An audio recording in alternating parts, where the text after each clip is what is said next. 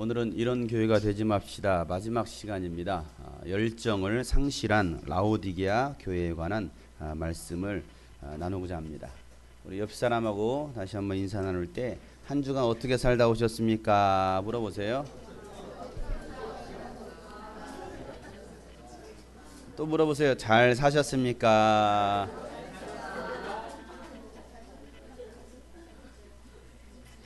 여러분 한 주간 어떤 일들을 사시다가 오셨습니까? 좋은 추억 많이 만드셨습니까? 또 주님이 기억하실 만한 좋은 간증거리들 많이 만드시고 오셨습니까? 어떠신 것 같아요? 여러분 삶을 한번 돌아보세요. 한 주간의 삶을. 요즘 우리 교회에 교회를 다니시지 않다가 한 7, 8년 동안 말씀 한 번도 듣지 않고 사시다가 스마트폰으로 우연히 제 설교를 듣고 눈물을 흘리고 회개하면서 교회에 다시 나와서 등록하고 은혜 받으시는 분도 계시고, 또 잃어버렸던 첫사랑을 회복하면서 매 시간마다 눈물로 회개와 또 감사의 기도를 하는 분들도 계십니다. 우리 주님이 여러분들을 보시고서 얼마나 기뻐하실까라는 생각을 해봅니다. 감사한 것은 뭐냐면 이곳 주님이 꿈꾸신 교회 성도들과 또 영상을 통해서 예배하는 흩어져 있는 많은 디아스포라 주님이 꿈꾸신 교회 예배자들이 은혜를 회복하고 있고 또 주님의 뜻대로 살아가고 있다는 것이 얼마나 기쁜지 모르겠어요. 여러분은 자신을 평가할 때 어떤 사람이라고 평가하시겠습니까? 내가 죽었을 때에 과연 사람들이 나를 어떤 사람으로 기억할까? 한번 생각해 보세요. 여러분이 죽었을 때 사람들이 여러분을 어떤 사람으로 기억해 주기를 원하십니까? 사람들 기억 속에서 먼 훗날 이 주님이 꿈꾸신 교회가 과연 어떤 교회였다라고 기억될까?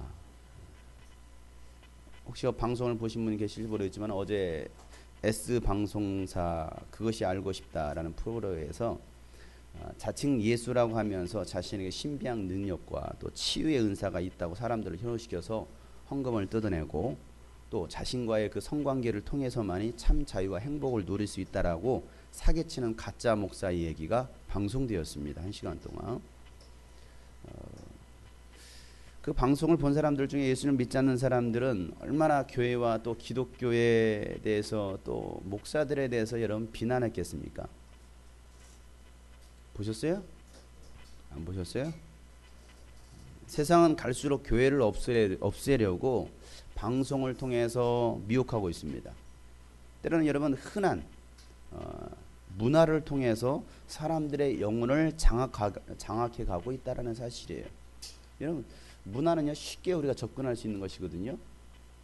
금방 받아들일 수 있는 거예요. 문화라는 것은 그냥 나도 모르는 사이에 이미 그 악한 영의 마귀의 그 문화에 젖어들어서 살아가고 있음에도 불구하고 그것이 내 영혼을 죽이고 있다는 것을 전혀 깨닫지 못하고 살아가고 있어요.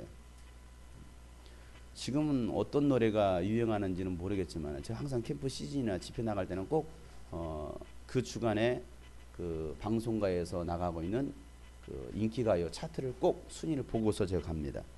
지금 모르겠어요. 뭐 다음 주 정도면 제가 또 이제 파악을 하고 있겠죠. 무슨 노래가 불려지고 있고 또 어떤 가수들이 뜨고 있는가에 대해서 알겠죠. 요즘 뭐 그냥 흔하게 들려지는 것들 우리는 부르고 다니고 있어요. 또 방송가도 마찬가지죠. 뭐 드라마나 할 것 없이 요즘 또 뭐 제일 잘 나가는 드라마가 뭔가요? 납골당이요? 뭡니까? 뭐 신사의 자격?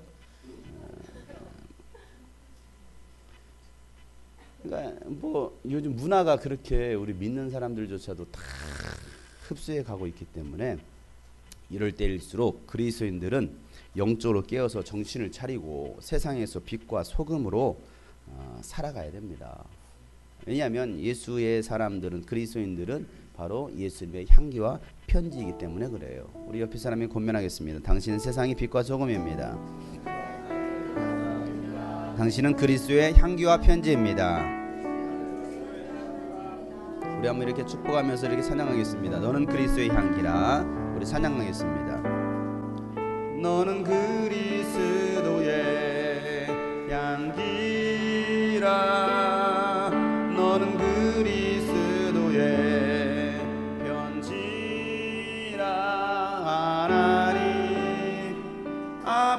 앞에서 그리스도의 향기니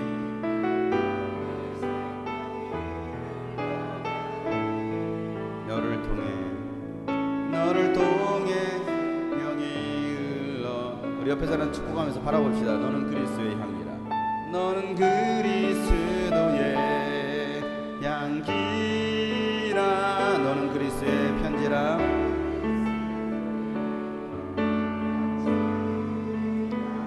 하나님 앞에서 그리스도의 향기니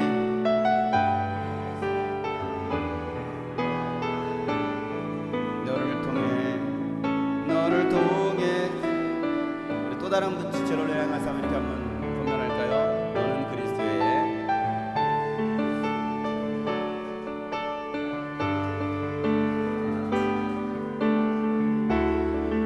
저 앞뒤로도 한번 축복하세요. 앞뒤로도. 못하는 사람들은 병든 사람들이에요. 영혼이 병들이 있으면 절대 못합니다. 서로 바라보면서 한번 축복하세요.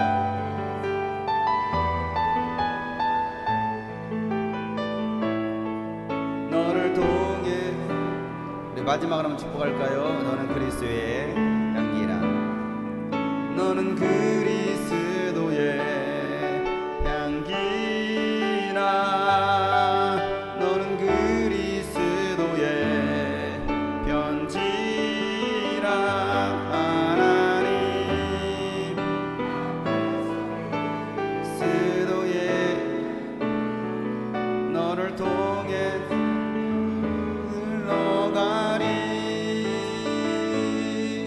너를 통해 생명이 흘러가리. 우리 한번 축복하겠습니다. 당신은 그리스도의 향기입니다. 당신은 그리스도의 편지입니다.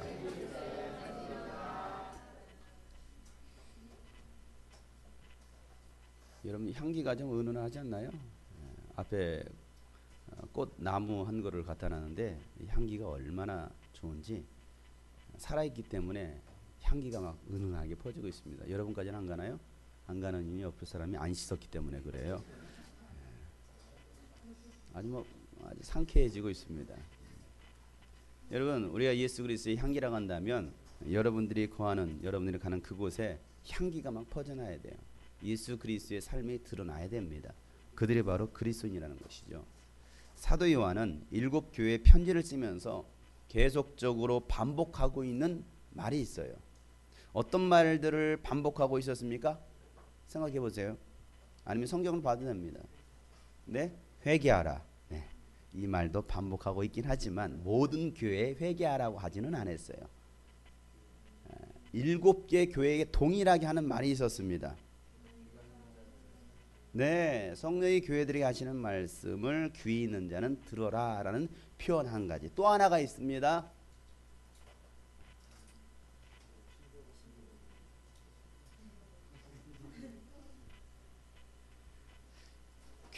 성령이 교회들에게 하시는 말씀을 귀가 있는 사람은 들어라 라는 이 말씀은 맨 마지막 끝부분에서 했던 얘기고, 맨 서두에, 편지 서두에 하는 말이 있습니다. 어떤 분이 이렇게 말씀하신다 예요. 땡땡땡 분이 이렇게 말씀하신다. 한번 보세요. 쭉 모든 교회에 동일하게 이렇게 하고 있죠. 어떤 분이 이렇게 말씀하신다. 그리고 마지막 끝부분에는 성령이 교회들에게 하시는 말씀을 귀 있는 자는 들어라. 자, 이 예언의 말씀을 누가 누구에게 하고 있느냐라는 것이죠. 이게 7교회들에게 동일하게 쓰고 있는 이야기들입니다. 누가 누구에게 하고 있느냐. 여러분, 요한이 예언하고 있는 것이 아니라 하나님께서 예언하고 계십니다.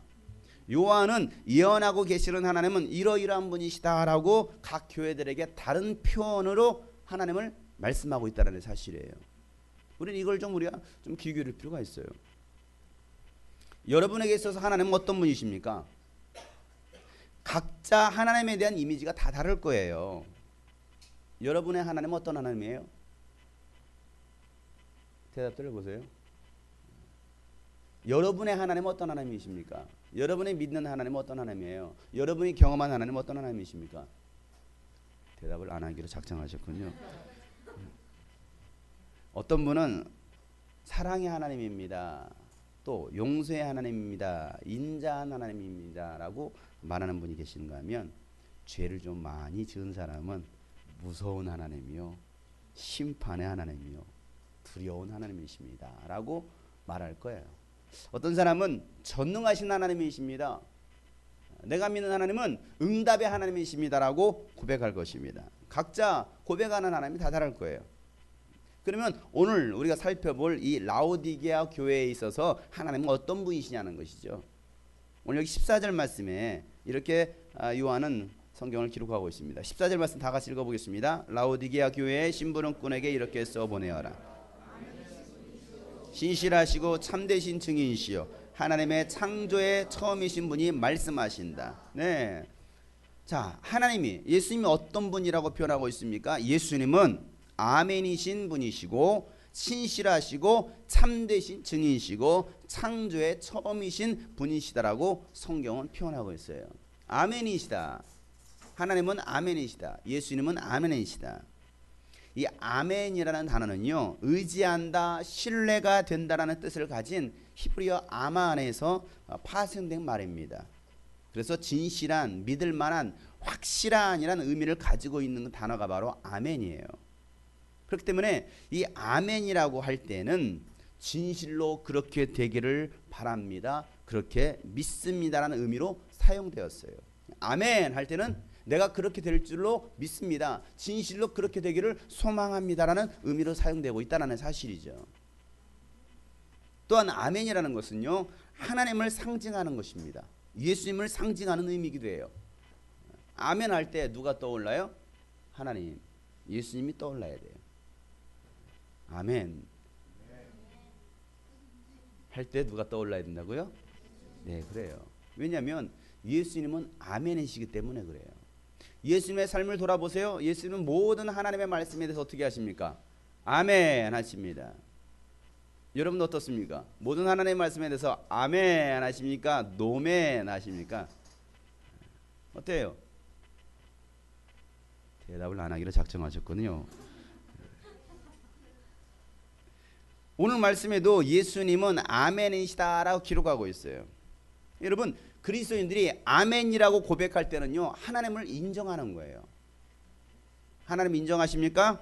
아멘. 인정하는 사람만이 아멘을 할 수 있어요. 시킨다고 할 수 있는 거 아니에요. 지금도 못 하시는 분이 계십니다.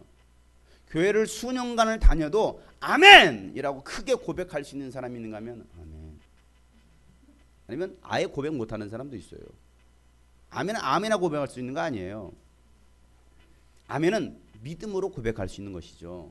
믿음으로 고백할 때 하나님께서 영광 받으시겠다라는 거예요.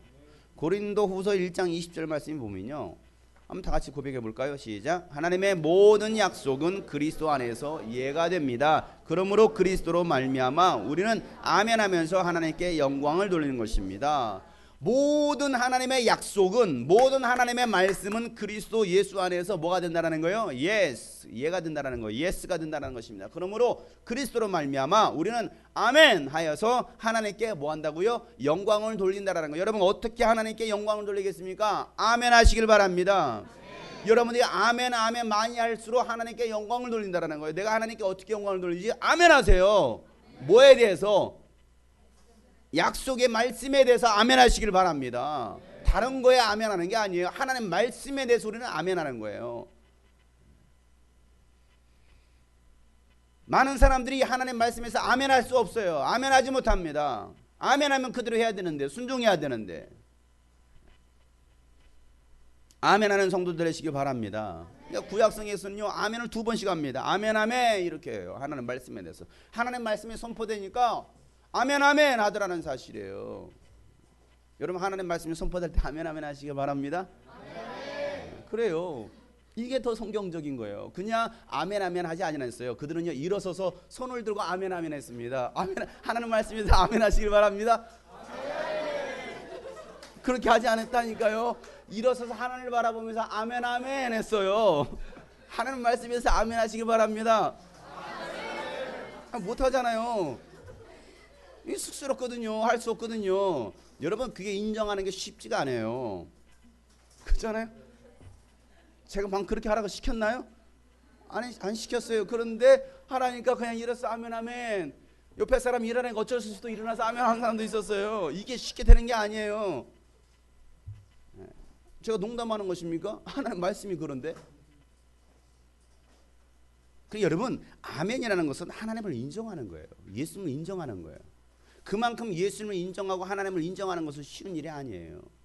예수님을 구세주라고 고백하는 것은 쉬운 게 아니에요. 오늘 여러분 예배를 통해서 정말 예수가 여러분의 구세주가 되시고 구원자가 되시고 생명의 주인 되심이 믿어지고 인정하는 시간 되시길 축복합니다. 예수님은 신실하고 참되신 증인이라고 말씀하고 있습니다. 신실하다라는 말은요, 믿을만하다는 말이에요. 여러분, 어떤 사람이 믿을만합니까? 야, 이 사람 참 신실하네. 누구한테 그렇게 말하겠습니까? 약속도 안 지키고 게을르고 이랬다 저랬다는 사람한테 여러분, 아, 이 사람 참 신실하네, 그렇게 말하겠습니까? 그렇게 말하지 않아요. 적어도 믿을 만한 사람, 자기 일에 최선을 다하고 충성을 다하는 사람을 믿을 만하다라고 하지, 자기 일도 하지 않고 충성하지도 않고 어떤 계획성도 없고 게으른 사람에게 야, 이 사람 참 신실하고 참 믿을 만하다라 말하겠습니까?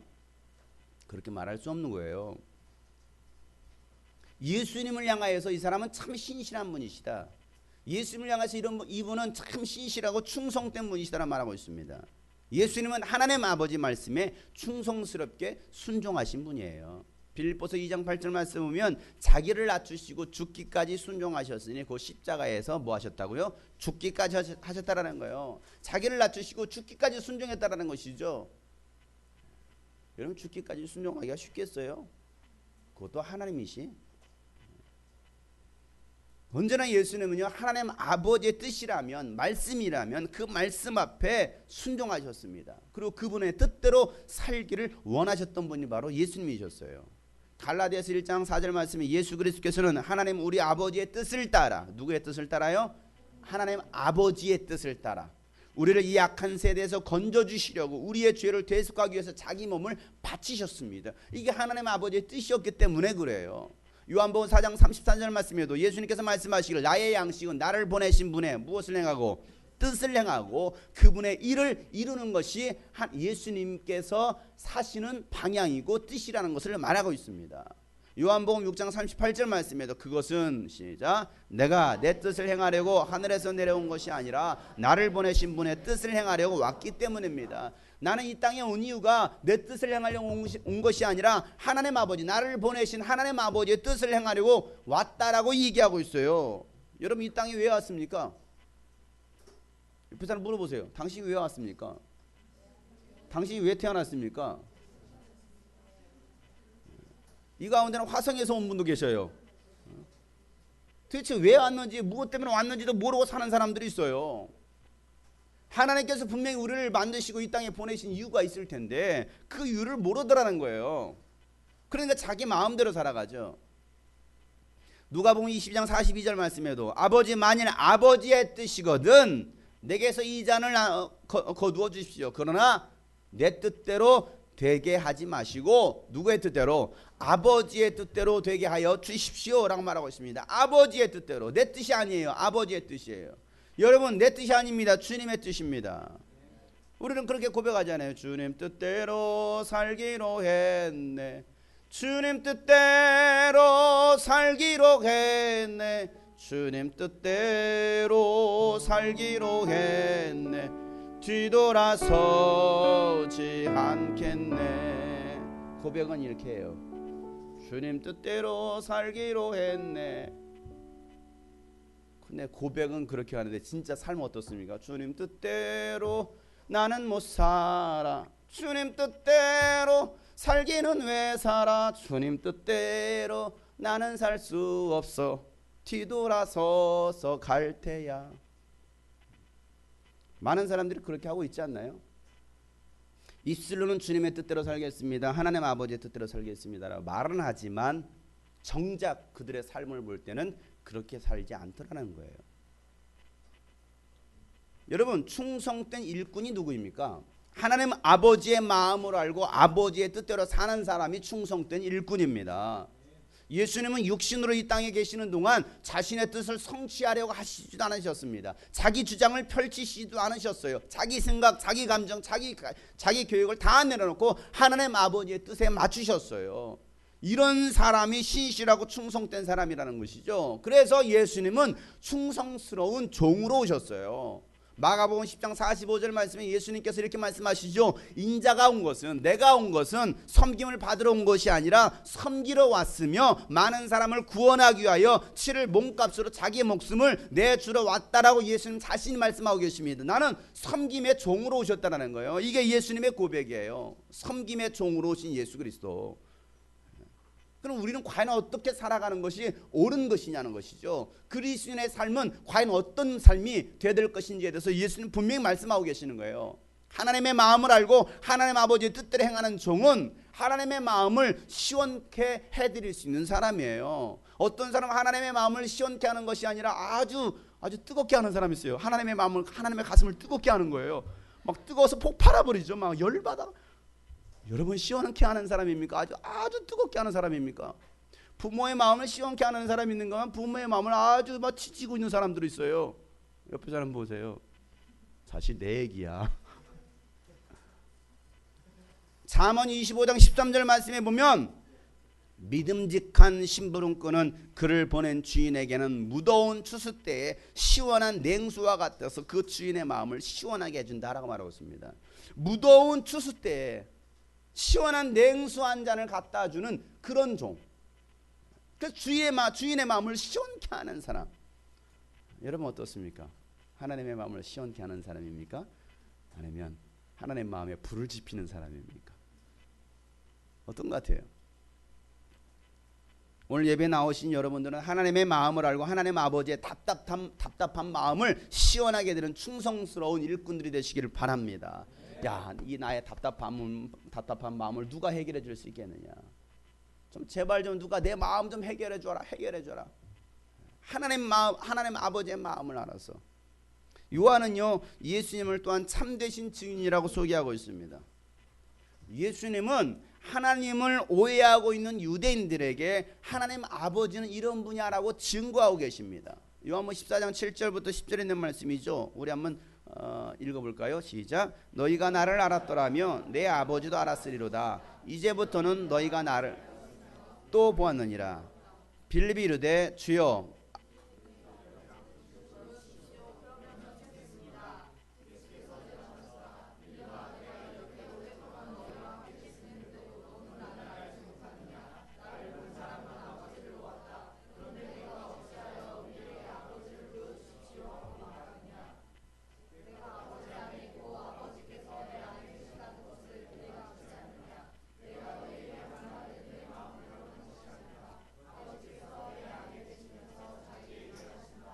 아멘.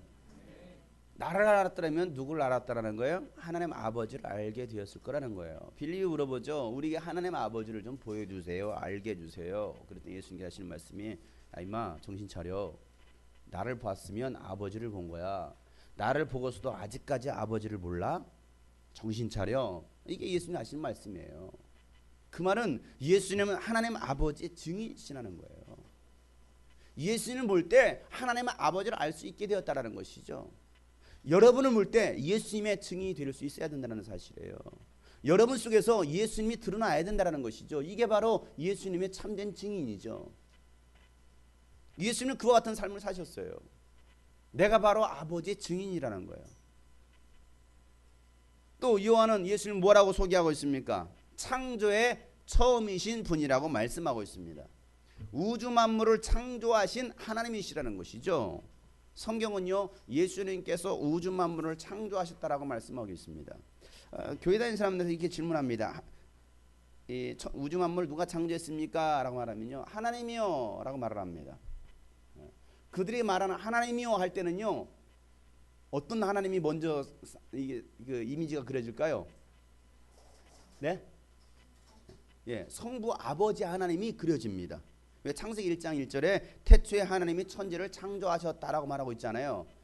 태초에 예수님이 천지를 창조했다라고 표현했으면 예수님의 이미지가 그려질 텐데 신약에 등장했던 예수님이 아니라 구약 속에서 활동하셨던 그런 어떤 성부 하나님의 이미지를 가지고서 생각을 합니다. 그러다 보니까 예수님은 쏙 빼놓을 때가 많아요. 여러분들은 어떨지 모르겠습니다.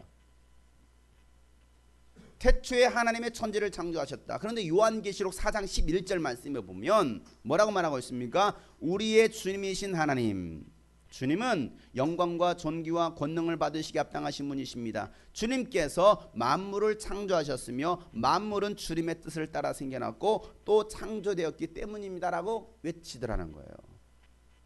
이 만물을 누가 창조하셨다고요? 주님 대신 예수님께서 창조하셨다라고 말하고 있습니다. 골로새서 1장 16절에도 보면 만물이 그분 안에서 창조되었습니다. 하늘에 있는 것들과 땅에 있는 것들, 보이는 것들과 보이지 않는 것들, 왕권이나 주권이나 권력이나 권세나 할 것 없이 모든 것이 그분으로 말미암아 창조되었고 그분을 위하여 창조되었습니다.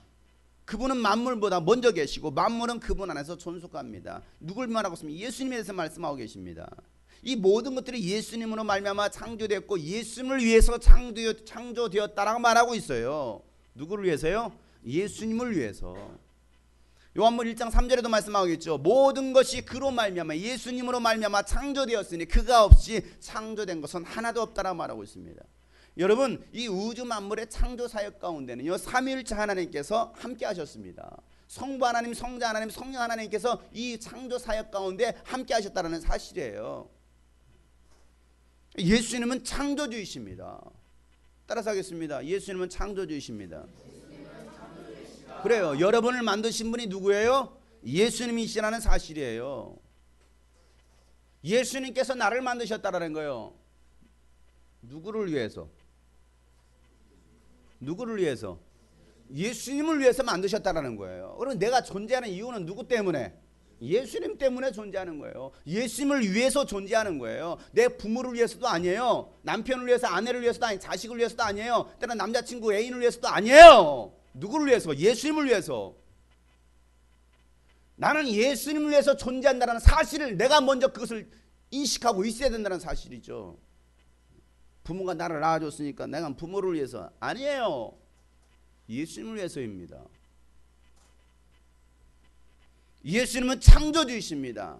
예수님은 아멘이십니다. 예수님은 충성이십니다. 예수님은 증인이십니다. 오늘 이 말씀이 바로 그거예요. 아멘이시오, 충성이시오, 증인이시오, 창조주이시다라는 이 말 속에서 공통적으로 찾아낼 수 있는 의미가 있는 한 단어가 있습니다. 그것이 무엇이냐면 패션이라는 거예요. 패션. 옷 패션인가요? 이 패션이 아니에요. 열정이라는 거예요. 열정. 여러분, 열정 없이는 아멘 할 수 없습니다. 봐봐요. 열정이 없으니까 아멘이 안 되잖아요. 열정 있는 사람은 그냥 아멘 합니다. 아멘.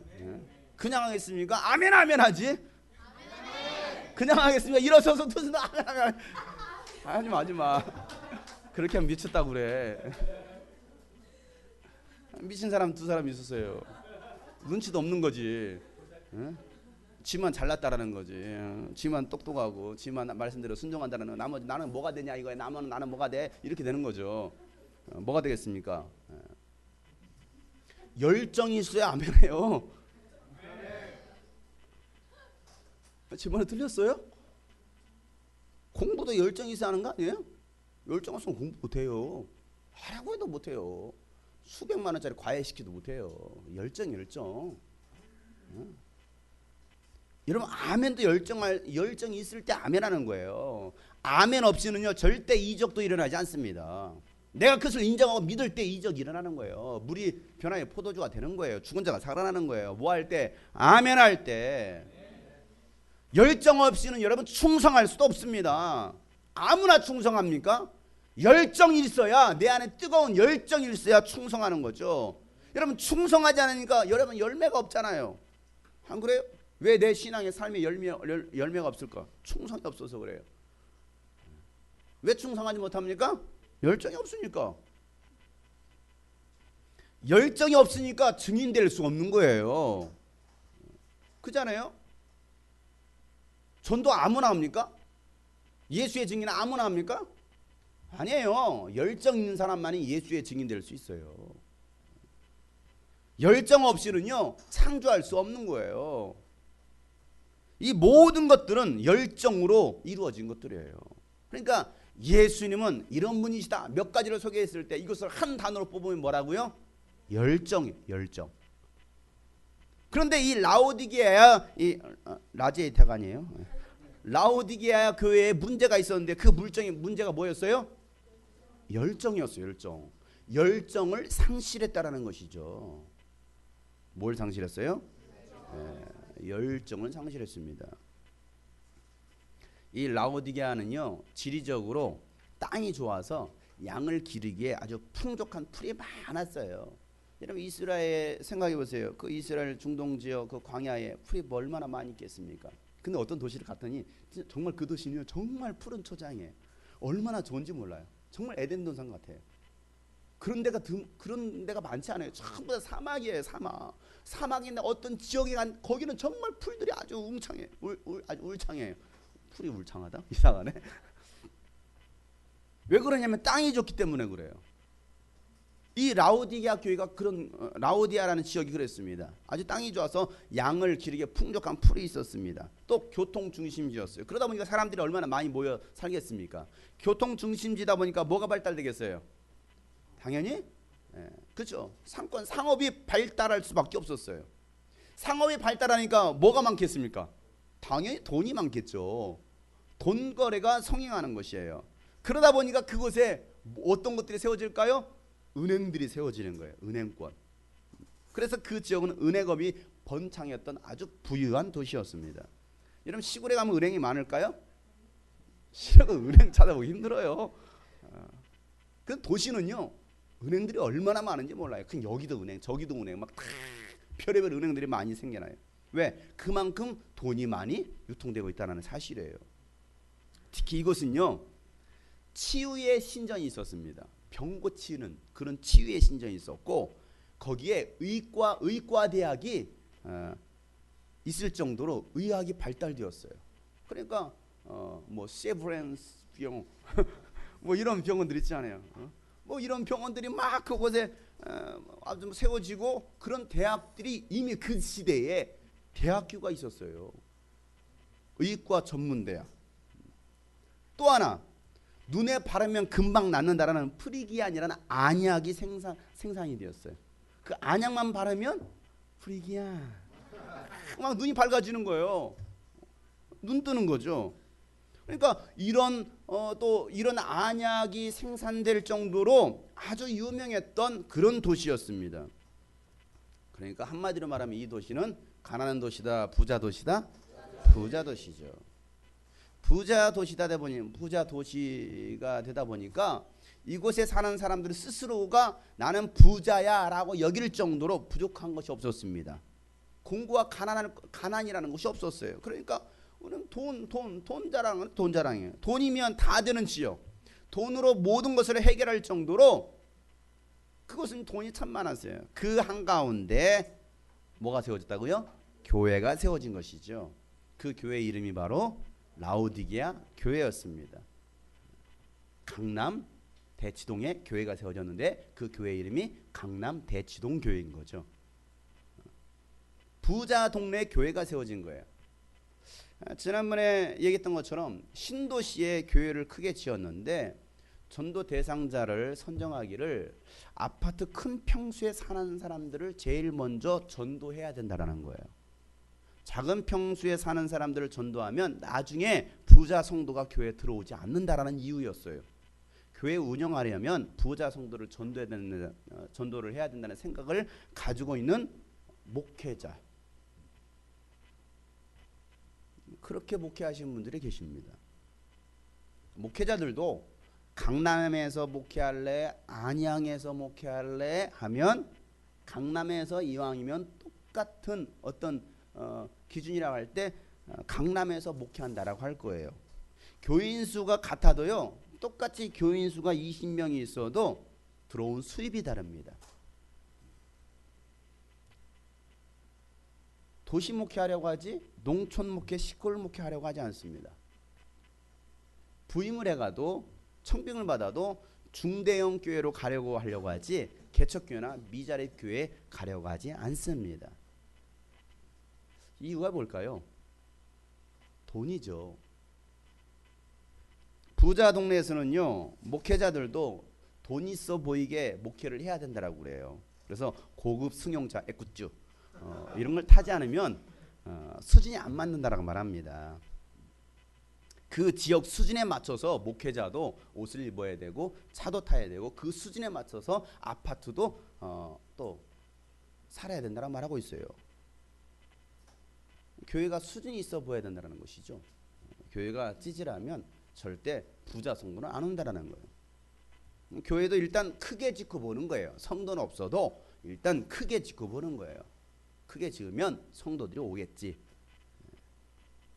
요즘 대형교회 목회자들 학력을 보면요, 국내파는 거의 없습니다. 해외 유학을 다녀와야 하고 박사학위가 몇 개 정도는 있어야 돼요. 그래야 대형교회 목회자 자격이 된다고 해요.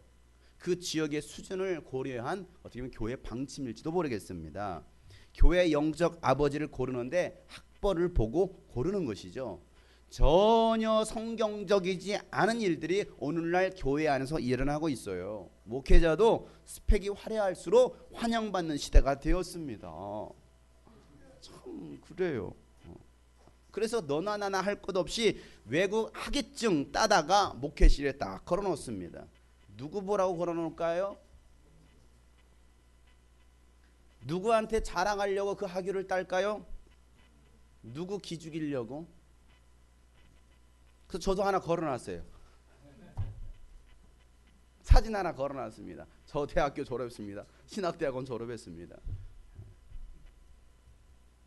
무슨 칼리지, 무슨 테올로지 칼리지, 뭐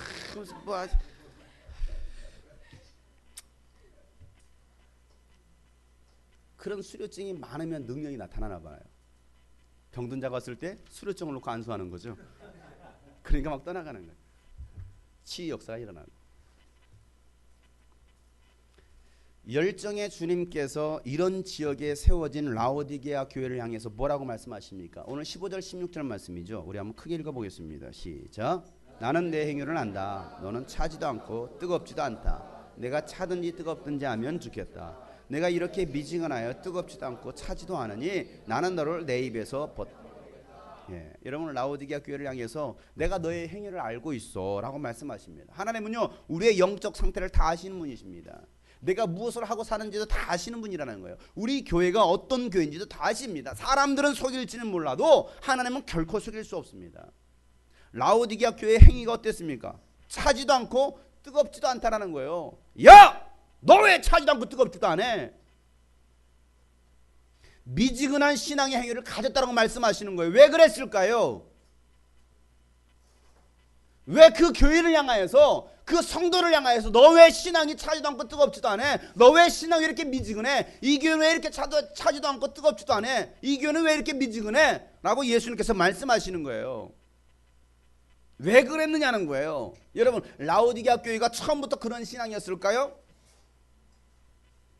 처음부터 그런 신앙은 아니었을 거라고 생각합니다. 처음부터 그런 교회는 아니었을 거라고 생각해요. 우리 교회는 미지근한 신앙으로 대충 하는 교회가 되지 않는 목표를 가지고 개척한 교회는 단 한 교회도 없을 거예요. 우리 교회는 우리 교회 비전 대충 미지근한 교회, 뜨겁게 기도하지 않는 교회, 뜨겁게 전도하지 않는 교회, 이걸 교회 비전으로 삼은 거죠. 그런 교회 여러분 얼마나 될까요? 열정을 가지고 개척합니다. 열심히 전도도 하고 기도도 했을 겁니다.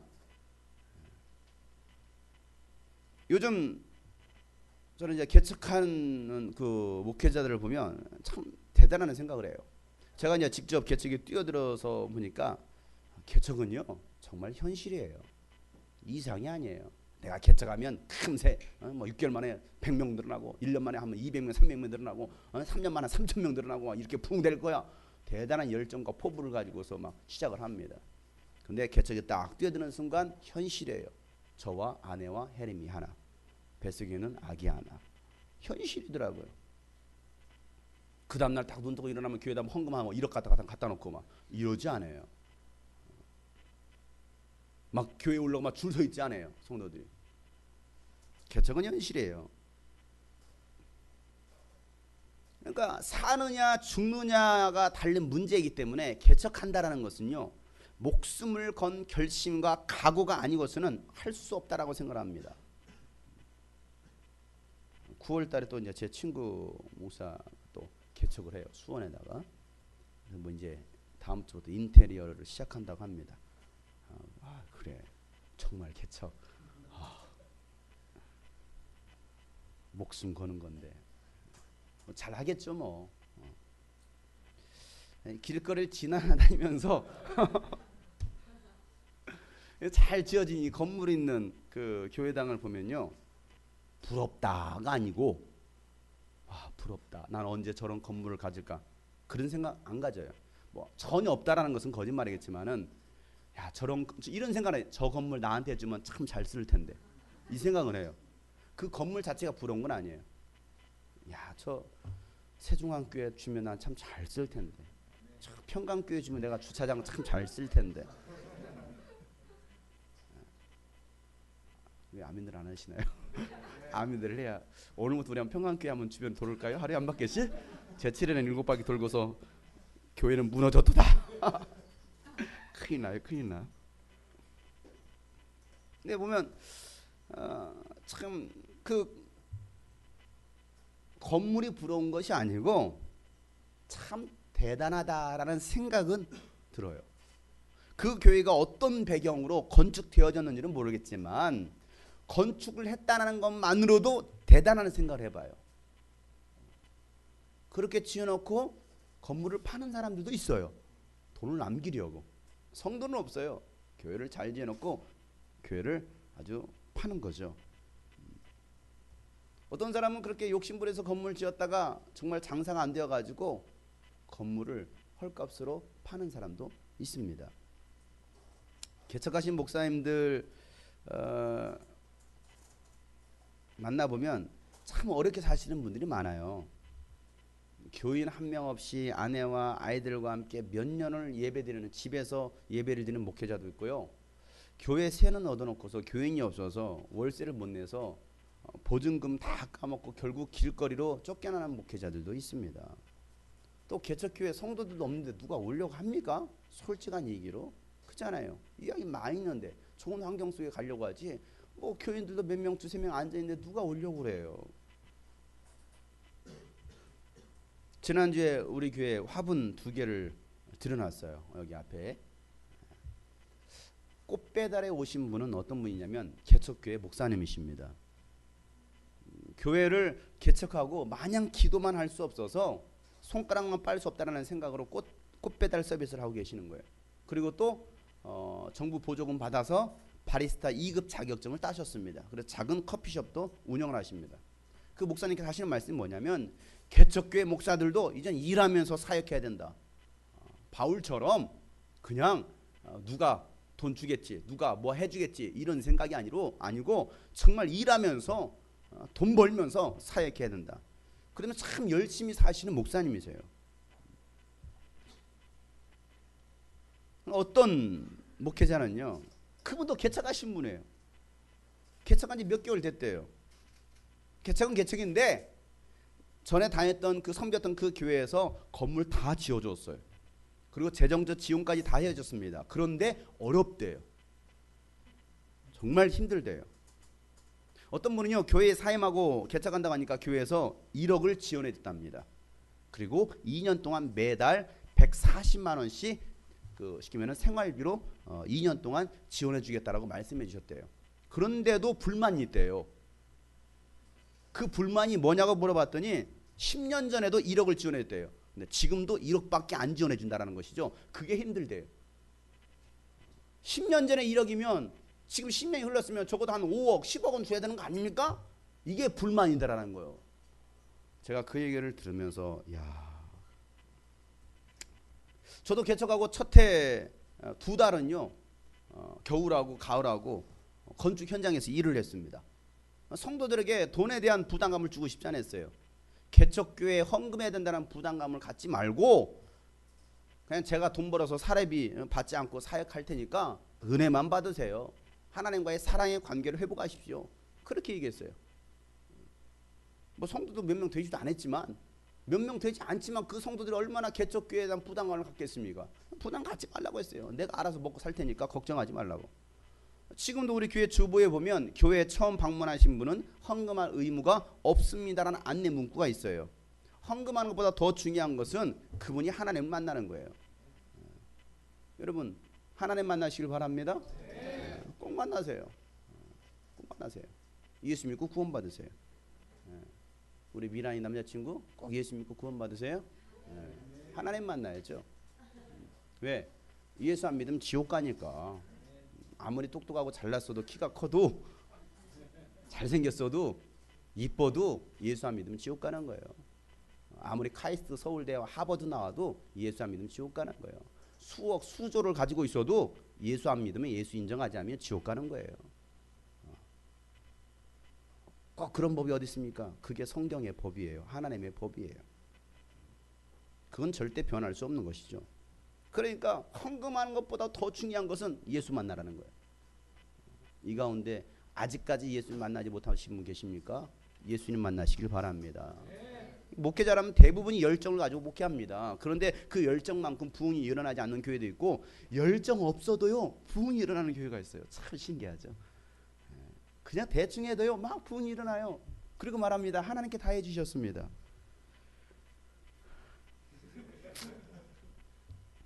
라오디게아 교회는 어땠을까요? 라오디게아 교회도 처음에는 열정으로 시작했을 거예요. 그 당시에 초대교회 당시에 예수를 믿는다는 것은요 쉬운 선택이 아니었어요. 핍박도 감수했어야 되고 때로는 순교도 당했어야 됩니다. 그런 환경에서 예수를 믿는다는 것은 쉬운 일이 아니잖아요. 핍박이 있을수록 사람들의 믿음은요 아주 굳건해집니다. 핍박이 없으면요 믿음 생활도 대충 합니다. 고난이 없으면요 대충 해요. 핍박 없는 신앙생활은요 채찍 없이 달리는 말과 같아요. 얼마 가다가 멈춰 서버리고 말아요. 그러니까 계속 채찍질을 해줘야 돼요. 그래야 그 말은요 계속 달립니다. 그만 때려 아프다고 그만 때려. 멈춰 서지 않아요. 멈춰 서면 계속 때리니까.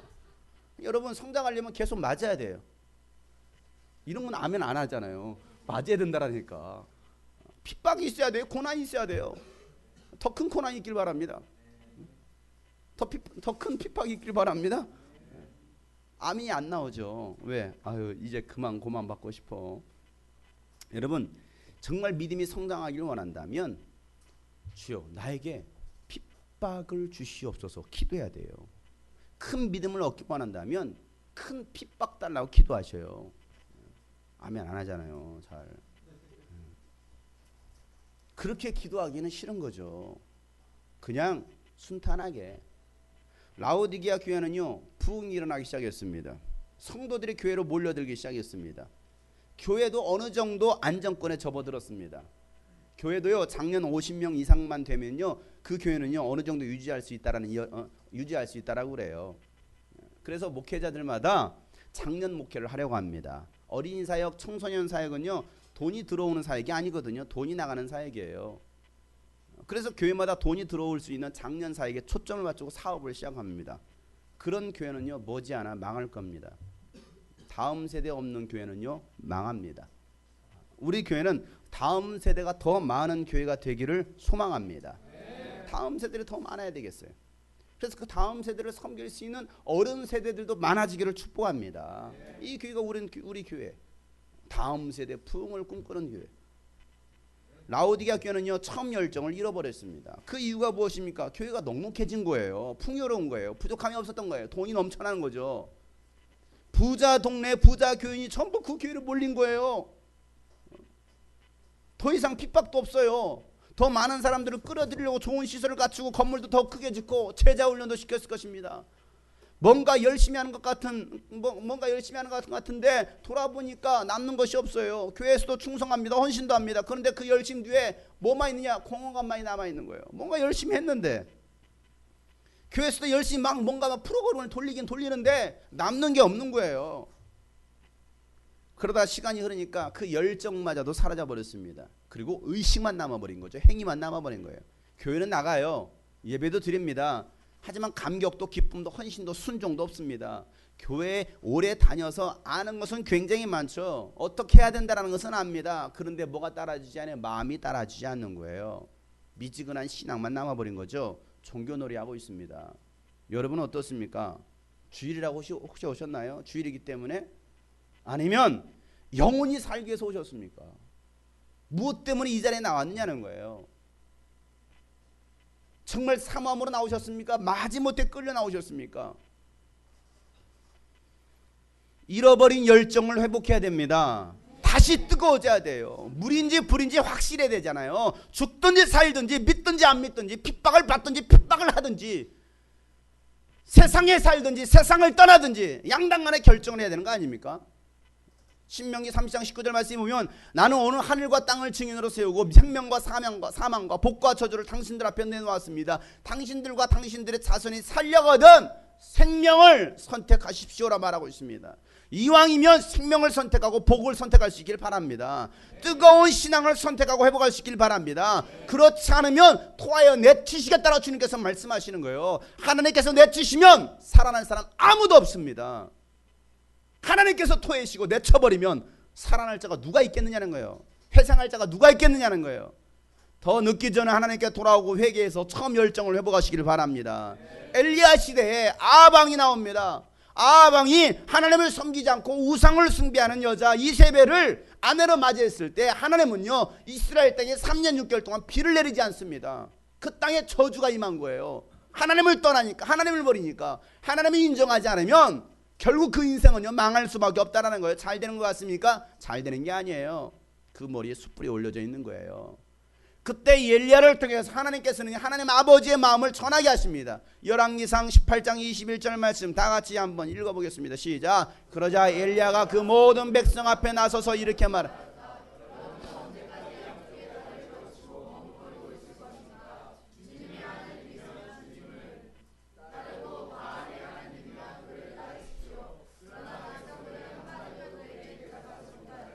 엘리야의 심정을 한번 해보세요. 엘리야 심. 정말 여러분은 엘리야라는 마음 가지고 믿지 않는, 오늘도 교회 나온다는 사람들이 있는데 안 나왔어요. 양보미를 때려잡아야지. 양윤희를 때려잡고 이번 주일은 갈게요. 얼마나 불쌍한 영혼들이냐 이거. 오늘도 교회 온다고 했다가 안 온 사람들이 있어요. 어디를 갔는지 모르겠어요. 자빠져 자고 있겠죠. 엘리야의 심정 가지고 한번 여러분 선포해보세요. 여러분은 언제까지 한번 해보세요. 시작. 왜 그거 하다마다 다 하니까. 엘리야의 마음 가지고 선포하라고. 엘리야의 마음 가지고 시작. 여러분은 언제까지 양쪽에 다리를 걸치고 머뭇거리고 있을 것입니까? 주님이 하나님이면 주님을 따르고 바알이 하나님이면 그를 따르십시오. 이게 엘리야의 마음 아닙니까? 하나님 아버지의 마음 아니에요? 백성들은 한마디도 그거에 대해 답변할 수 없다라는 거예요. 참 바보 같은 거죠. 너 언제까지 그렇게 머뭇거릴래? 언제까지 그렇게 양쪽 다리를 양다리 걸치고 그러고 머물거릴 거야? 언제까지 교회와 세상이 양다리를 걸치고 머물거리겠느냐는 거예요. 하나님께서 오늘 교회와 기독교인들이 하시는 말씀이에요. 살기 위해서 하나님을 따르시길 바랍니다. 그렇지 않으면 하나님께 통하여 내치시겠다라는 거예요. 많은 사람들이 양다리 걸치고 있어요. 세상이 한쪽에 교회 한쪽에. 세상도 즐길 거 즐기고 마실 거 마시고 할 거 할고, 그리고 교회도 적당히 섬기는 거죠. 주일이면 교회 한번 발도장 찍어주고. 저는 거기에 구원 없다라고 생각합니다. 저들 2단 시비 붙일지는 모르겠지만 과연 정말 그가 예수의 사람이라고 한다면 그렇게 살 수 없거든요. 주일 신앙으로 살 수 없거든요. 정말 하나님 앞에 나오고 매일 기도하려고 몸부림치고 전도하려고 몸부림치고 정말 그 영혼이 하나님께 온전히 드려지려고 살아가려고 하는 것이지, 주일 나왔습니다 신고식하고 언제까지 양쪽에 다리를 걸치고 머뭇거리고 있을 것이냐. 제발 좀 이 세상에서 발을 빼고 하나님 안으로 들어오라는 거죠. 왜 라오디게아 교회가 열정을 잃어버렸을까요? 자, 이 라오디게아 교회가 열정을 잃어버린 이유는 사명을 잃어버렸기 때문에 그래요. 뭘 잃어버렸다고요? 왜 그 일을 해야 하는지 목적을 상실한 거예요. 열심도 열매 있는 열심이 있어야 돼요. 헌신도 열매 있는 헌신이 있어야 돼요. 그렇지 않으면 헌신해놓고 마음이 답답한 거예요. 사명을 잃어버리면요 답답합니다. 뭔가를 하면서도 답답해요. 가야 할 목적을 상실하면 답답해요. 그러다 결국 신앙과 믿음마저도 미지근해지고 마는 것이죠. 라오디게아 교회는요 차든지 뜨겁지 했어야 되는데 사명을 잃어버리니까 열정 없는 미지근한 신앙생활을 하게 되더라는 거예요. 그들에게는 신앙생활에 어려운 것이 없었습니다. 가난하기라고 하면 뭐 돈이라도 달라고 기도할 텐데 그럴 필요가 없었어요. 왜? 돈은 넘쳐나거든요. 죽을 병에 걸리면 살려달라고 기도할 텐데 그것도 아니에요. 의료복지시설이 잘 돼 있었어요. 그러니까 굳이 하나님께 기도할 필요성을 못 느끼는 거예요. 여러분 아프면 하나님께 먼저 찾아갑니까? 교회로 먼저 찾아갑니까? 아니면 병원부터 약국부터 찾아갑니까? 정말 여러분은 뭔가 문제가 발생했는데 여러분 아팠을 때 내가 교회로 달려가 기도해야지. 하나님께 달려갈 골방으로 가서 기도해야 돼. 기도 먼저 합니까? 약국부터 갑니까? 병원부터 찾아갑니까? 병원이 필요 없다는 얘기는 아니잖아요. 내가 먼저 뭘 신뢰하느냐 이거예요. 예수님보다도 의사를 먼저 찾아가요. 약사를 먼저 찾아갑니다. 하나님께 지혜를 구하기보다도 학원 선생님을 찾아가요. 과외 선생님을 찾아가요. 여러분 더운 여름에 여러분은 시원한 물을 찾습니까? 뜨거운 물을 찾습니까? 아니면 미지근한 물을 찾습니까? 당연히 시원한 얼음물을 찾지 않겠어요? 그래서 자꾸 그래요. 목사님 얼음 정수기 좀 놔주세요. 얼음 사다가 드세요. 여러분 뜨거운 라면을 먹습니까? 아니면 다 식어 퍼진 라면을 먹습니까? 아주 시원한 냉면 그래. 시원한 냉면을 드시든지 아니면 뜨거운 라면을 먹지 다 퍼진 라면은 안 드실 거예요. 가끔 이상한 거 먹는 사람도 있긴 해요. 참 좀 그러긴 한데 아무튼 그런 사람도 있어요. 여러분도 뭘 드시냐 이거예요. 하나님도 라오디게아 교회를 향해서 하시던 말씀은 그들의 신앙이 차든지 뜨겁든지 하기를 원하신다라는 거예요. 미지근하면 하나님도 토해내신다라는 거예요. 내가 너를 보니까 정말 토 나온다. 토 나와. 내가 그 교회를 보니까 토 나온다라는 거예요. 교회가 사명을 잃어버리니까 엉뚱한 데 마음을 쏟습니다. 성도들의 사명을 잃어버리면 엉뚱한 일에 빠져드는 거예요. 정작 봐야 할 것은 바라보지 못하고 세상적인 것에 눈을 돌리죠. 그래서 결국 교회도 세속에 물들어 버리고 마는 거예요. 대형교회가 갈수록 기업화가 되고 더 크게 더 많이 성장주에 빠져버립니다. 수적으로 성장한 교회는 많은데 진짜 예수님 마음을 알고 성숙한 교회를 찾아보기는 참 쉽지 않다라는 거예요. 교회가 본질적인 사명을 잃어버리니까 파재를 계획하죠. 참기름 팝니다. 김 팝니다. 물건 팔아서 돈을 모읍니다. 본질을 상실하니까 그냥 눌러다니기 바쁜 거예요. 사명을 상실하니까 건물 짓는 데는 엄청난 돈을 쓰는데 불안 이웃이나 어린이 청소년들을 위해서는 돈을 잘 안 써요. 한 번은 총신대에서 그 양육을 하는데 한 자매가 아주 제자 훈련으로 잘 알려진 대형교회를 다니고 있었습니다. 근데 그 자매가 저한테 이런 말을 하더라고요. 그 교회가 성도 수가 엄청나게 많으니까 수만 명이니까 아주 재정이 흘러넘친다라는 거예요. 어느 정도 흘러넘치느냐? 유치부 여름성학교를 하는데 주일학교도 아니에요. 유치부 그냥 부서. 유치부 여름성학교를 하는데 그 무대 설치비만 수천만 원을 들였대요. 무대 설치비만 수천만 원. 그리고 2박 3일이 딱 끝나니까 그 무대를 다 철거해 버리더라는 거예요. 그냥 싹 버려버린 거죠. 2박 3일 사용하기 위해서 수천만 원을 들여서 무대를 설치했습니다. 그 돈이면 개척교회, 미자립교회, 농촌교회에서 여름성학교 수백 번을 할 텐데 그러고도 남을 텐데 그냥 그렇게 2박 3일 동안 화려하게 꾸미고 돈 지장하고 돈을 버리더라는 거예요. 그렇게 하는 소리가 대형교회라 사람 많은데 일하는 사람이 적대요. 자기가 그 교회 나간 지 이제 1년인가 밖에 안 됐는데 벌써 리더를 세우고 팀장을 세우고 하는 사람만 일하더라는 거예요. 여러분 대형교회지만 무엇을 잃어버렸습니까? 사명을 잃어버린 것이죠. 형식만 남아버린 거예요. 모든 성도가 사명자가 되어서 교회를 섬기고 주님 나라를 세우는 일을 해야 되는데 그렇게 하지 못하고 행사 중심의 교회, 프로그램 중심의 교회, 건물 중심의 교회, 또 유명한 교회, 유명한 목회자로만 남아있더라는 거예요. 그 안에서 영혼들은 갈급해하고 죽어가고 있는데도 그것을 알지 못하고 있는 것이죠. 따라오지 못하는 사람들은요 믿음 없는 사람이고 순종하지 않는 사람이라고 시험든 사람이라고 치부해버립니다. 제 주변에 많은 분들이 이렇게 얘기를 합니다. 내 영혼은 죽겠는데, 내 영혼은 성장하고 싶은데, 내 영혼은 갈급한데, 이런 교회에서 계속 신앙생활을 해야 됩니까? 직분이 기쁨이 아니고 짐이 되고 있는데 그래도 직분은 감당해야 됩니까? 목회자의 말이라면 무조건 순종해야 됩니까? 이런 질문들을 해봐요. 제가 뭐라고 말하겠습니까? 그렇게 하세요. 순종하세요. 그렇게 말하겠습니까? 그들이 열심히 하지 않는 것이 아니에요. 그들 마음속에 간절함이 있습니다. 사모함도 있습니다. 성장하고 싶은 마음도 있습니다. 그런데 그것이 해결이 안 되고 있는 거예요. 무엇이 문제입니까? 해결이 안 되는 사람이 문제입니까? 아니면 해결해 주지 못하고 있는 교회가 문제입니까? 안 하려는 사람이면 또 모르겠어요. 열심히 하려고 하는 사람인데 해결이 안 된다면 분명 그들에게 사명과 열정을 심어주지 못하고 있다는 거예요. 뭐가요? 교회가요. 결국 그런 사람들은요, 그 교회를 떠나고 말아요. 교회는 사명을 분명히 해야 됩니다.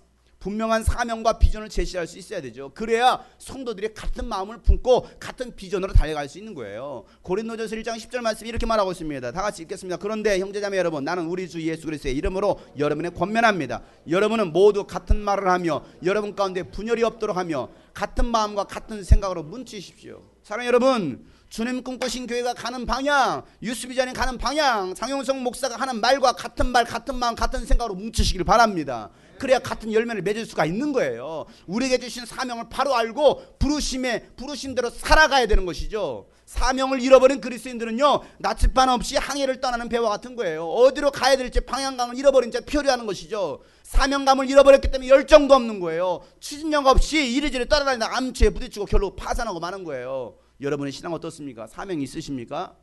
사명을 이루기 위해서 열정적으로 살아가고 계십니까? 우리 교회는 어떻습니까? 주님이 꿈꾸신 교회의 사명을 이루기 위해서 여러분은 열정적으로 함께 달려가고 있습니까? 아니면 교회가 가는 방향과 여러분은 다른 방향으로 가고 있습니까? 여러분이 같은 배 타셨습니까? 같은 마음을 품으셨습니까? 같은 생각을 품으셨습니까? 같은 말을 하고 계십니까? 이게 없다고 한다면 여러분들도 한쪽 발은 이 교회, 한쪽 발은 세상에 들여놓고 있다는 사실이에요. 주님이 꿈꾸신 교회 사명 선언문을 선포합시다. 다 같이 시작. 다음 세대를 사명과 실력과 영성을 갖춘 영향력 있는 지도자로 세우는 일에 모든 세대가 동역하여 주님의 비전인 하나님을 사랑하고 영혼을 사랑하는 12, 123천의 세계 복음화를 이룬다. 그렇습니다. 이게 우리 교회 사명 선언문이라는 말이에요. 여러분 같은 말을 하시길 바랍니다. 같은 생각을 품으시길 바랍니다. 같은 비전을 품으시길 바랍니다. 그래야 여러분 같은 열매를 맺을 수가 있는 거예요. 잃어버린 사명을 다시 찾아야 됩니다. 하나님께서 여러분을 부르신 목적을 바로 알아야 됩니다. 그래야 인생을 바로 살 수 있는 거예요. 신앙생활을 바로 할 수 있는 거예요. 라오디게아 교회는요, 자신들의 영적 상태를 전혀 보지 못했습니다. 내가 지금 어떤 상태인지를 모르고 살아가는 거예요. 오늘 말씀이 이렇게 표현하고 있죠. 17절 말씀. 너는 풍족하여 부족한 것이 조금도 없다고 하지만 실상 너는 내가 비참하고 불쌍하고 가난하고 눈이 멀고 벌거벗은 것을 알지 못한다. 돈이 워낙 많다 보니까 스스로 부족한 것이 없다고 생각하는 거예요. 그러지 않아요? 돈 있어 보세요. 부족한 걸 느끼지 못합니다. 그러다 보니까 하나님을 찾지 못하는 것이죠. 여러분, 있는 자가 하나님을 더 믿기 어려워요. 돈이 있으면요, 뭔가를 가지고 있으면요, 하나님을 찾지 않습니다. 마가복음 10장에 예수님께서 말씀하시기를 제사를 가진 사람은 하나님의 나라에 들어가기가 참으로 어렵다. 제자들은 그의 말씀에 놀라죠. 예수께서 다시 그들에게 말씀하십니다. 이 사람들아, 하나님 나라에 들어가기는 참으로 어렵다. 부자가 하나님 나라에 들어가는 것보다도 낙타가 바늘귀로 지나가는 것이 더 쉽다라는 거예요. 얼마나 어려운지. 라오디게아 교회 성도들은요, 부자라는 생각에 부족함이 없다라고 생각하며 살았습니다. 하지만 하나님은 그들에게 뭐라고 말씀하고 있습니까? 영적으로 니들은 가난한 거야. 영적으로 가난뱅이야. 눈 멀었어, 벌거벗었어, 가련하고 공고하다라는 거예요. 이 사람들은 자신의 영적 상태를 못 느끼고 살아가는 사람들이죠. 가난해도 가난한지 모르고, 영혼의 공고해도 공고인지 모르고, 영혼이 불쌍한데도 불쌍한지 모르고, 영적인 눈이 멀었는데도 눈 먼지도 모르고, 옷은 잘 갖춰 입었지만 영적으로 벌거벗었는데도 전혀 모르고 살아가더라는 거예요. 여러분의 영적 상태 어떻습니까? 여러분의 영혼은 부유합니까? 여러분의 영혼의 눈은 열려 있습니까?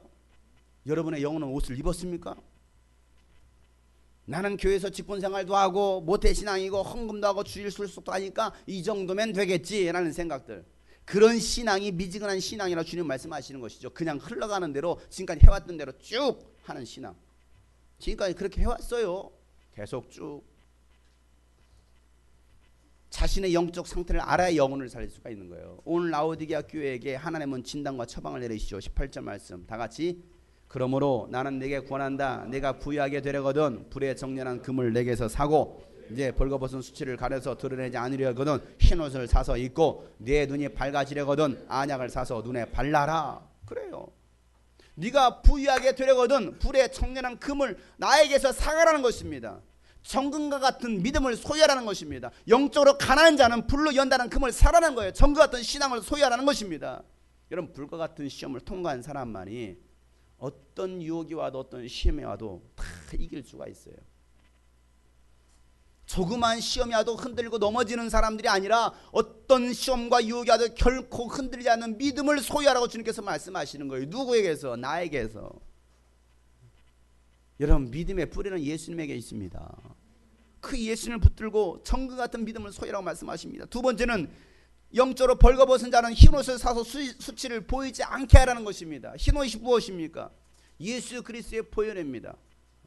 예수 그리스도의 보혈로 무장하라는 것이죠. 예수 그리스도로 옷을 입으라는 것입니다. 로마서 13장 14절 말씀에 주 예수 그리스도로 옷을 입으십시오. 정욕을 채우려고 욕심의 일을 꾀하지 말고 예수 그리스도로 옷을 입으라고 말씀하고 있는 거예요.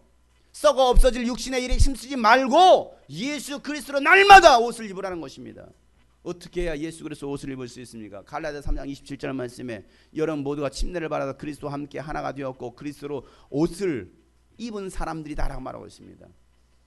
침례를 받았다는 것이 무엇입니까? 내가 예수를 구주로 시인한다는 거예요. 이제 내가 주님과 함께 사는 침례를 통해서 예수 그리스도로 옷 입는 거예요. 그래서 그리스도인이라면 누구나 반드시 침례를 받아야 하는 것이죠. 내가 사는 것이 아니라 나는 죽고 그리스도가 내 안에 사신다는 고백이 바로 침례예요. 예수님의 죽으심이 없었다고 한다면 우리는 구원받을 수 없었습니다. 침례는 예수 그리스도의 보혈을 우리 영혼에 뿌리는 거예요. 날마다 예수 그리스도의 보혈의 옷을 입으시길 바랍니다. 내 영혼에 예수의 보혈의 옷을 입자라는 거예요. 세 번째는 무엇입니까? 눈먼 자는 안약을 사서 발라 눈을 보게 하라는 것입니다. 영적인 세계는 어떻게 볼 수 있습니까? 영의 눈이 열려야만 볼 수 있습니다. 영의 눈이 열려면 말씀과 기도가 있어야 돼요.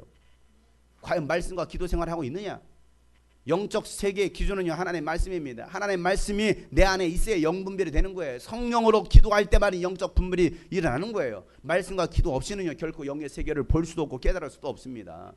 영적인 소경이 되지 말고 영의 눈을 열어 볼 수 있는 사람들이 돼야 되는 거예요. 또한 이 소경된 자들을 진리 가운데 인도할 수 있는 여러분들 되시기를 주님으로 축복합니다. 자 보세요. 이 세 가지 공통점이 무엇입니까? 계속해서 반복해서 나오는 단어가 나옵니다. 어떤 단어예요? 사서라는 거예요. 사서. 뭐 하라고요? 사라는 거예요. 산다라는 것은 대가를 지불한다는 얘기죠. 대가를 지불하지 않고는 결코 얻을 수 없는 것입니다. 정 같은 믿음을 얻기 위해서는요 시험이라는 대가를 지불해야 됩니다. 고난이라는 대가를 지불해야 돼요. 믿음은 그냥 생긴 것이 아니에요. 옷도 사야 입을 수 있습니다. 주님이 대가를 지불하셨습니다. 그래 우리는 그분의 피 흘리심을 기억하고 또 안약도 사야 바를 수 있는 거예요. 내가 사지 않으면 얻을 수 없는 것들이에요. 잃어버린 첫사랑 열정들을 회복하려면 내가 열심을 내야 됩니다. 그래야 하나님께서 도와주시겠다라는 거예요. 이게 오늘 하나님께서 우리 하시는 말씀이에요. 내가 너를 도와줄 거야. 그러니 너 스스로가 열심히 한번 해봐. 노력해봐. 살려고 하면 몸부림쳐봐. 회복하려고 몸부림쳐봐. 그럼 내가 도와줄 거야. 이게 하나님께 하시는 말씀이에요. 하나님은요 우리를 사랑하십니다. 그래서 자녀들이 잘못된 길로 가려고 할 때 책망도 하시고 채찍질도 하시는 거예요. 오늘 19절 말씀에 그러죠. 나는 내 사랑하는 사람은 누구든지 책망도 하고 징계도 한다. 그러므로 너는 열심을 내어 노력해봐라 이렇게 말하고 있잖아요. 지난주에 제 딸이 자기 일을 하지 않고 약속을 지키지 안 해가지고 제가 매로 쳤습니다. 아주 매우 쳤습니다. 왜? 바른 교육을 위해서 몽둥이로 후려쳤습니다. 여자라고 봐주지 않았어요. 사정없이 있는 힘껏 두드러 팼습니다. 왜 팼을까요? 채찍은 사랑입니다. 하나님께서 여러분을 사랑하시기에 잘못된 길로 갈 때 채찍질을 하시는 거예요. 채찍질이 없다고 한다면 그건 사랑이 아니에요. 버린 거예요. 여러분 자녀가 잘 되길 바라신다면 잘못된 길로 갈 때 후려치시길 바래요. 죽지 않을 정도로. 교회 안 나가면 후려치세요. 왜? 예수 믿고 구원 받아야 되니까. 기도하지 않으면 후려치세요. 명심하세요. 그렇게 해서라도 살려야 되는 거 아니에요? 하나님은 사랑이에요. 방관하는 것은 사랑이 아닙니다. 죽이는 거예요. 여러분, 이 불길 같은 강한 하나님의 사랑을 받아들이시길 바랍니다. 호세아서 11장 8절에 보면 하나님의 사랑을 이렇게 표현하고 있잖아요. 에브라임아, 내가 너를 어떻게 버리겠느냐? 이스라엘아, 내가 너를 어찌 너의 원수의 손에 넘기겠느냐? 내가 어찌 너를 아드마처럼 버리며 내가 너를 어찌 스보임처럼 만들겠느냐? 너를 버리려고 하여도 나의 마음이 허락하지 않는구나. 정말 때로는 버리고 싶어, 막 포기하고 싶어. 그런데도 그 마음이 허락하지 않는 거예요. 이게 하나님의 마음이에요. 그럼 너를 불쌍히 여기는 애정이 나의 속에서 불길처럼 강하게 치솟아오르는구나. 하나님의 사랑이. 우리가 하는 꼬락서니를 볼 때는 막 그냥 후려치고 막 버리고 싶은데, 포기하고 싶은데, 그냥 이 속에서는 막 끓어오르는 그 하나님의 그 강렬한 사랑, 절대 포기할 수 없는 하나님의 사랑. 여러분, 하나님께서 우리가 다시 열심을 내고 회개하고 돌아오기를 바라십니다. 너는 열심을 내어 노력하고 회개하라. 오래 기다리셨던 하나님을 더 기다리게 하지 마세요. 더 이상 마음 아프게 하지 마세요. 하나님께 돌아와서 처음 열심, 처음 사명, 처음 비전을 회복할 수 있기를 바랍니다. 그래서 차든지 뜨겁든지 확실한 신앙생활 할 수 있기를 바랍니다. 가만히 앉아있다고 이러면 저절로 생기는 거 아니잖아요. 기도도 내가 하려고 해야 됩니다. 찬양도 내가 하려고 해야 됩니다. 전도도 내가 하려고 해야 되는 거예요. 헌신도 내가 하려고 할 때 할 수 있는 힘과 능력 주시는 것이죠. 내가 한번 열심히 살아봐야겠다. 내가 열심히 신앙생활 해봐야겠다. 열쇠를 누가 가지고 있습니까? 하나님께서 가지고 계신 것이 아니에요. 열쇠는요, 나에게 달려 있어요. 20절 말씀에 그렇게 말하고 있습니다. 보아라, 내가 문 밖에 서서 문을 두드리고 있다. 누구든지 내 음성을 듣고 문을 열면, 누가 문을 열어요? 내가 문을 여는 거예요.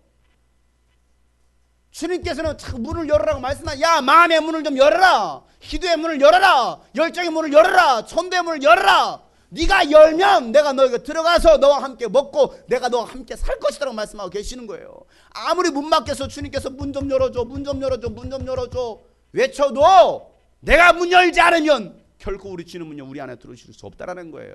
내가 먼저 주님을 초청해야 되는 것이죠. 사랑하는 여러분, 잃어버렸던 열정들을 다시 회복할 수 있기를 바랍니다. 뜨거운 신앙을 다시 회복할 수 있기를 바랍니다. 내 영적 상태를 다시 돌아보고, 돌이킬 것은 돌이키고, 끊어버릴 것은 끊어버리고, 버릴 것은 다 버려버리고, 포기할 것은 포기하고, 주님께서 원하시는 삶을 살아갈 수 있기를 주의 이름으로 축복합니다.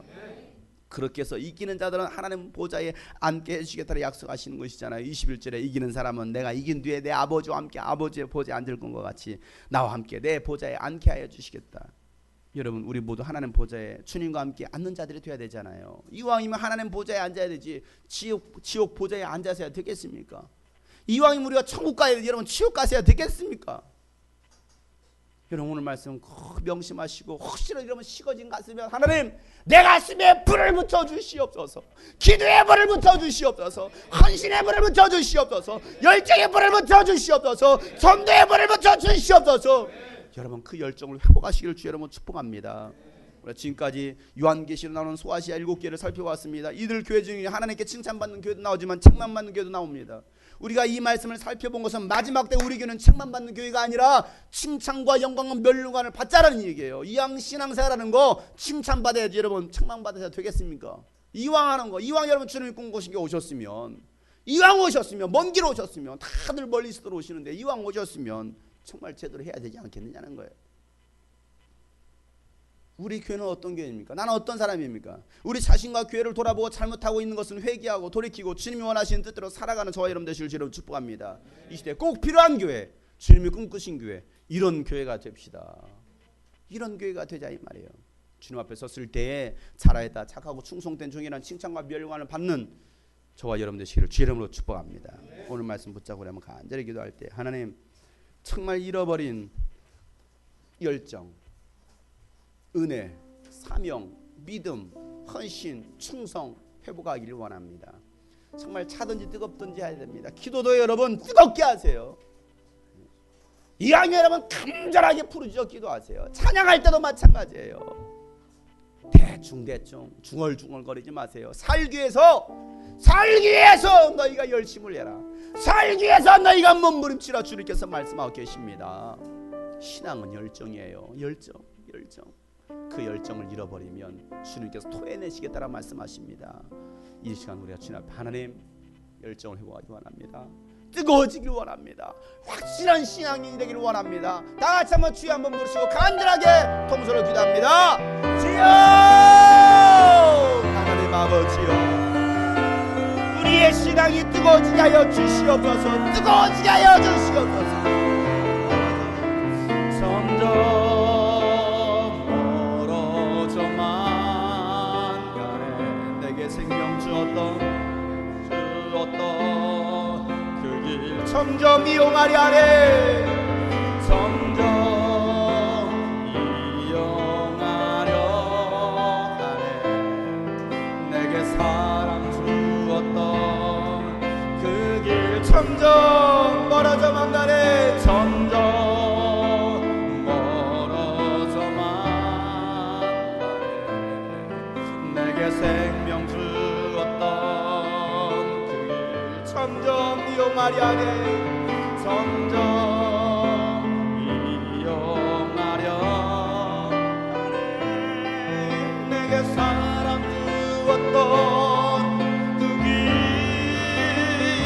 다시 모든 앞에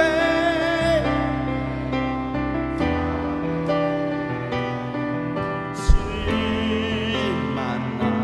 내가 주님을 처음 만났을 때 그 처음 열정, 나 다시 돌아가 주님께 예배 드리며 다시 십자가에 다시 복음 앞에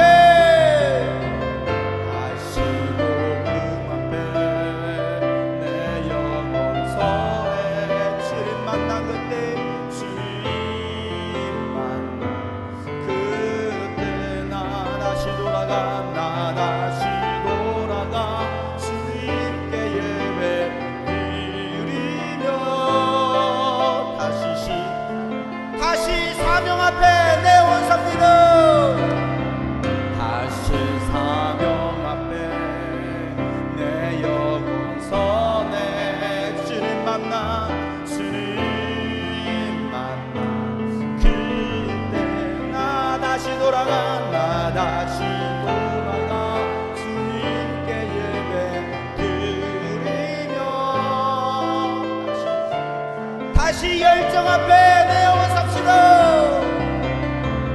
다시 열정 앞에 잃어버린 열정을 회복하라. 잃어버린 사명을 회복하라. 잃어버린 은혜를 회복하라.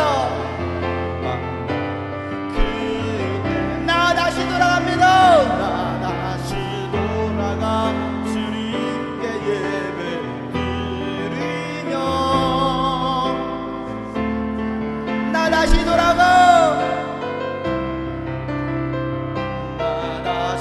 돌아가 주님께 예배 드리며 다시 십자가의 길 걸으리. 다시 십자가의 다시 사명자의 길 걸으리. 다시 사명자의 길 다시 예수님의 길을 걷겠습니다.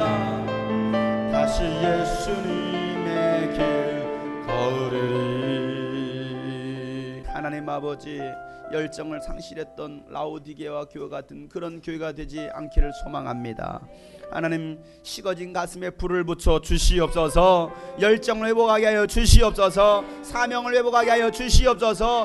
헌신과 충성하는 자들 되게 하여 주시옵소서. 예수님 가신 그 길을 따라가는 우리 교회와 성도들 되게 하여 주시옵소서. 하나님, 주님께서 너희가 미지근하면 내 입에서 토하여서 내치리라 주님 말씀하셨는데, 하나님 그런 저주받은 영혼, 정말 멸망당하는 영혼 되지 않게 도와주시고 정말 주님 앞에 열정을 다할 수 있는 우리 모든 하나님의 사람들 되게 하여 주시옵소서. 오늘도 주님께 귀한 예물을 드렸습니다. 주님 받아주시고 이 예물에 쓰여질 때 더 죽어는 많은 교회 살리게 도와주시고 열정을 잃어버린 교회들에게 힘을 줄 수 있는 그런 귀한 사역들을 감당하는 우리 모든 하나님의 사람들 되게 하여 주시옵소서. 주님의 은혜 감사하며 예수님의 이름으로 기도하옵나이다. 아멘. 우리 옆에 사람들을 격려하겠습니다. 식어진 가슴에 불을 붙입시다. 열정을 회복합시다. 하나님이 도와주십니다. 하나님이 당신과 함께 하십니다. 아멘. 여러분 정말 회복할 여러분 작정하세요. 내 영혼아 열정을 회복하라. 우리 세 번 시작. 내 영혼아 열정을 회복하라. 내 영혼아 내 영혼아 사명을 회복하라. 세 번 시작. 내 영혼아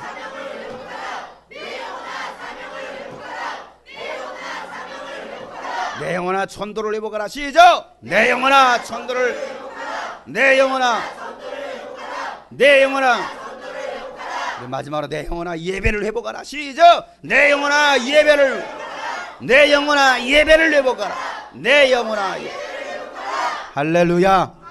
하나님은요 하시고자 하는 자에게 능력 주시고 함께 해주시다 말씀하십니다. 네가 문을 열면 내가 너에게로 들어가서 내가 너와 더불어 함께 먹겠다라 주는 말씀하시는 거예요. 그럼 열쇠는 누구에게 주어졌다고요? 내게 있다라는 걸 꼭 기억하세요. 예수님께서 베드로에게 내가 너에게 천국 열쇠를 준다라고 말씀하셨어요. 네가 열면 열릴 것이고 네가 닫으면 닫을 거라는 거예요. 그러니 여러분 살기 위해서 몸부림치시길 바랍니다. 부탁을 드립니다. 우리 교회 성도들 단 한 사람도 정말 멸망당하는 영혼이 없도록. 안타까운 것은 아직까지도 마음을 열지 못하고 하지 못하는 사람들이 계시기 때문에 안타까운 거예요.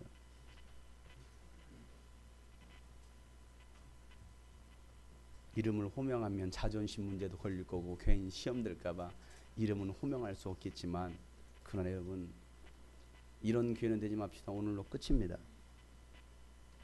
오늘 주님께서 마지막 7번째 교회에도 동일하게 하시던 말씀은 회개하라 합니다. 여러분 매일같이 회개하시길 바랍니다. 이게 사는 비결이에요. 사는 비결. 더 이상 미지근한 신앙 갖지 마세요. 적어도 주님이 꿈꾸신 교회는 정말 열정이 있는 교회다. 저 교회는 정말 뜨겁게 기도하고 뜨겁게 전도하고 뜨겁게 사랑한다. 이게 주님이 꿈꾸신 교회예요. 그게 여러분 뉴스 비전입니다. 여러분은 그 열정이 정말 회복되시기를 축복합니다. 자, 기도하고 모든 예배를 마치도록 하겠습니다. 하나님, 잃어버린 열정을 회복하길 원합니다. 잃어버린 사명을 회복하기 원합니다. 우리 모두가 그렇게 노력하고 회개하는 심령들 되게 하여 주시옵소서. 이제는 우리 구주 예수 그리스도의 은혜와 하나님 아버지의 놀랍고 지극하신 사랑과 성령님의 감화 감동 교통 충만하심이 오늘 말씀처럼 살기로 작정하고 잃어버린 사명과 열정을 회복하기로 작정한 모든 심령들 머리 위에 이제부터 영원토록 함께 하시기를 간절히 축복하며 기도하옵나이다. 아멘.